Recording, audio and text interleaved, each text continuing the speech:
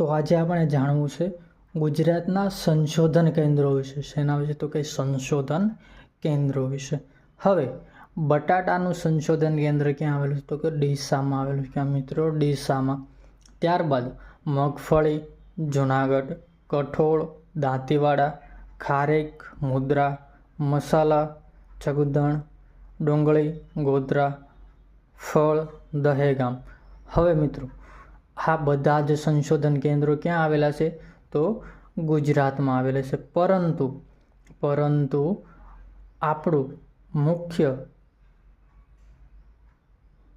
ગુજરાત જે સંશોધન કેન્દ્ર માટે જાણીતું છે તેમાં ઘણા બધા સંશોધન કેન્દ્રો આવેલા છે. અહીં આપણે એક તમાકુ સંશોધન કેન્દ્ર ઉમેરેલું નથી. તો મિત્રો તમને ખબર હોય તો ગુજરાતમાં તમાકુ સંશોધન કેન્દ્ર ક્યાં આવેલું છે તેમની મિત્રો કોમેન્ટ કરવાની છે. મિત્રો શું કરવાનું? તો કે કોમેન્ટ કરવાનું. એકવાર રિવિઝન: બટાટાનું સંશોધન કેન્દ્ર ડીસામાં આવેલું છે.